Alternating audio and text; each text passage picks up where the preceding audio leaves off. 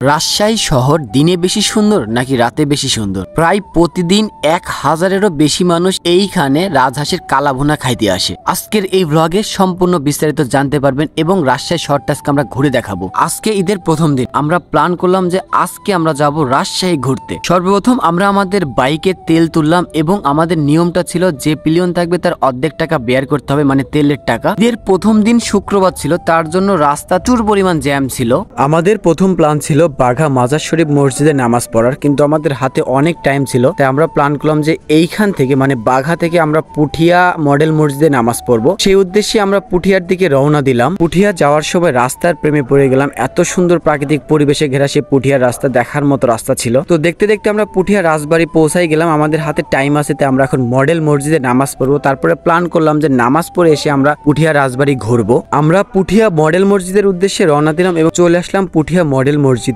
এখানে এসে জানতে পারলাম এই মসজিদটি এখনো উদ্বোধন হয়নি। তো আমরা ভাবতেছিলাম আশেপাশে কোন মসজিদে নামাজ পড়া যায়। তো পাশে ছিল পুঠিয়া উপজেলা মসজিদ। আমরা সিদ্ধান্ত নিলাম সেখানে আমরা যাই নামাজ পড়বো। নামাজ পড়ার শেষে আমরা পুঠিয়া রাজবাড়ির উদ্দেশ্যে রওনা দিলাম, কারণ আমাদের প্রথম টার্গেট ছিল পুঠিয়া রাজবাড়ি ঘুরে দেখার। তো দেখতে দেখতে চলে আসলাম পুঠিয়া রাজবাড়িতে। পুঠিয়া রাজবাড়ি ঢোকার প্রবেশ মূল্য 30 টাকা। আমরা ছিলাম 6 জন, 180 টাকা দিয়ে ঢুকে পড়লাম। আসলে কি কি আছে ভিতরে দেখার জন্য আমরা ঢুকে পড়লাম পুঠিয়া রাজবাড়ির ভেতরে। প্রথমে আমরা ঢুকলাম বড় গোবিন্দ মন্দিরে। প্রাচীন ঐতিহ্যবাহী এই মন্দিরটা দেখতে খুবই সুন্দর ছিল।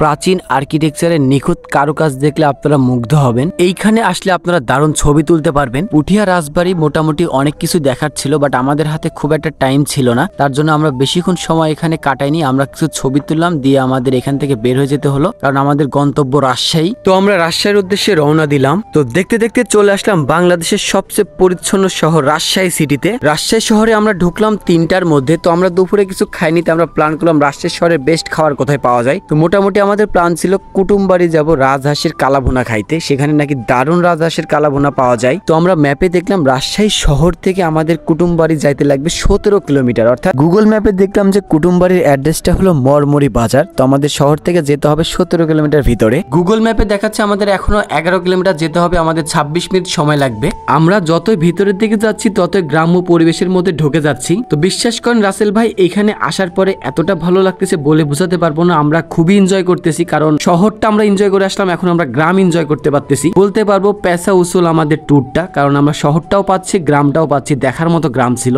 আর মাত্র 750 মিটার, 2 মিনিট লাগবে আমাদের পৌঁছাইতে কুটুমবাড়িতে। ফাইনালি আমরা চলে আসলাম রাজহাঁসের কালাভুনা খাইতে কুটুমবাড়িতে। সবার প্রচন্ড খিদা লাগছে, তাই দ্রুত হাত ধুয়ে নিচ্ছে। আর অনেক শুনছে কুটুমবাড়ির এই জায়গার নাম, কিন্তু কখনো আসা হয়নি। আজকে চলে আসলাম এবং আজকে খাবো, দেখবো কেমন খাবার এখানে। বর্তমানে যে সুন্দর ছেলেটাকে দেখতেছেন তার নাম ইমন, তার জন্যই আজকের এই ট্যুরটা সম্পূর্ণ হলো। তো ধন্যবাদ ইমন ভাই। কোক পেপসি এগুলো আমরা খাই না, কারণ এগুলো আমরা বয়কট করছি। আমরা খাবো মোজো। এইখানকার স্পেশাল খাবারটা হলো রাজহাঁসের কালাভুনা, যেটা বর্তমানে দেখতেছেন এটাই হলো রাজহাঁসের কালাভুনা। রাজহাঁসের কালাভুনার সাথে আমরা নিয়েছিলাম সাদা ভাত, আর সাথে ছিল স্পেশাল এখানকার ডাউল। সবার প্রচুর খিদা লাগাতে কেউ কারোর দিকে তাকানো নয়, খাওয়াতে ব্যস্ত।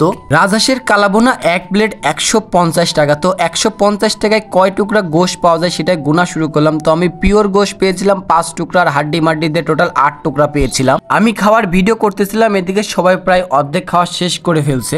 এইখানকার সিস্টেমটা দারুণ। এইখানে আপনারা পেট চুক্তিতে খেতে পারবেন, মানে আপনারা যতবার খাইতে চাবেন ততবারই আপনাদের খাওয়াবে। প্রতি প্লেটে আপনারা 1 টুকরা করে গোশ পাবেন। আমি এক্সট্রা 2 প্লেট ভাত খাওয়াতে আমাকে 2 টুকরা এক্সট্রা গোস্ত দিয়েছিল।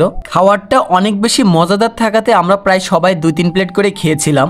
আলহামদুলিল্লাহ আমাদের খাওয়া দাওয়া শেষ। খাওয়া শেষে এখানকার মামার থেকে জানতে পারলাম এখানে প্রায় প্রতিদিন 1000-এরও বেশি মানুষ এই রাজহাঁসের কালাভুনা খাইতে আসে। খাওয়া শেষে একটু হাঁটাহাঁটি করতে লাগলাম, আর পেয়ে গেলাম বিখ্যাত কুলফি মালাই। তো শাকিল বলল, নে তোরা যেহেতু আসছিস আমার পক্ষ থেকে কুলফি মালাই তোদেরকে খাওয়াবো এখন আমি। আপনারা এখানে এসে ঘোড়ার রাইড দিতে পারবেন। তো ঘোড়ার চুলটা দেখে ইমন ভাই চুলের দিকে তাকালাম, দেখলাম সেম টু সেম দুজনের চুল। খাওয়া দাওয়া শেষ করে আমরা রাজশাহীর দিকে রওনা দিলাম। নামাজের টাইম হয়ে গিয়েছিল, তাই নামাজ পড়তে দাঁড়ালাম। নামাজ শেষে আমাদের প্ল্যান হলো আমরা যাব আইবাদে। তো দেখা হবে একদম আইবাদে। ঈদের প্রথম দিন এবং শুক্রবার হওয়াতে প্রচুর মানুষের ভিড় ছিল। সন্ধ্যার নামা নামা অবস্থায় নদীর ধারটা সবসময় অনেক অপরূপ সৌন্দর্যে ভরপুর থাকে। এই জায়গাটা আমার কাছে আমাদের ঈশ্বরদীর সারাঘাটের মতো লাগছে, বাট এইখানকার সবচেয়ে বেস্ট যে জায়গাটা লাগছে সেটা হলো এখানকার ফুটবল গ্রাউন্ডটা। পুরাই মনোমুগ্ধকর একটি গ্রাউন্ড ছিল, আসলে দেখার পর মন চাচ্ছিল যে এখানে খেলতে নামি, বাট উপায় ছিল না। আইবাদ থেকে আমাদের বের হতে হতে সন্ধ্যা হয়ে গিয়েছিল। আমাদের মূল উদ্দেশ্য ছিল রাতের রাজশাহী শহর ঘুরে দেখার। অনেক শুনেছি রাতে নাকি রাজশাহী শহর অন্যরকম একটা রূপ ধারণ করে, আসলে আসার পরে এইটুকুই বুঝতে পারলাম যে আসলে রাতের রাজশাহী শহর অন্যরকম একটা রূপ ধারণ করে। এরই মধ্যে শাকিল বলল, রাজশাহী যেহেতু আসছিস তোদের এখানকার বেস্ট লেমন জুস খাওয়াবো। এইখানে এসে আমরা ভাবতেছিলাম কি খাওয়া যায়। শাকিল বলল লেমন মিল্ট নাকি এখানে ভালো হয়। যেহেতু আমাদের গলা শুকিয়ে গিয়েছিল তাই যেটা দিবে সেটাই ভালো হবে, তো শাকিল অর্ডার দিয়ে দিল। এরই মধ্যে আধা ঘন্টা বসার পর আমাদের অর্ডারের জিনিসটা হাতে দিল। আমরা বানানো দেখতেছিলাম যে কেমন ভাবে বানাই। যেহেতু এর আগে আমি কখনো লেমন মিল্ট খাইনি তাই বলতে পারবো না এটা কেমন স্বাদ, বাট এটার দাম হলো 20 টাকা। তো সবাই খাওয়া শুরু করলো, আমিও খাওয়া শুরু করলাম এবং খাওয়ার পরে এইটুকু বলতে পারি আসলে গলায় যদি অনেক পিপাসা লেগে থাকে তাহলে এই জিনিসটা আপনার কাছে খুব বেশি ভালো লাগবে। আমাদের আজকের প্ল্যানটা ছিল যে খাবে খাও, সমস্যা নাই, কিন্তু নিজের টাকা নিজেরই দেওয়া লাগবে। তো কলিজা ঠান্ডা করে বেরিয়ে পড়লাম রাতে রাজশাহী শহর উপভোগ করতে। যেহেতু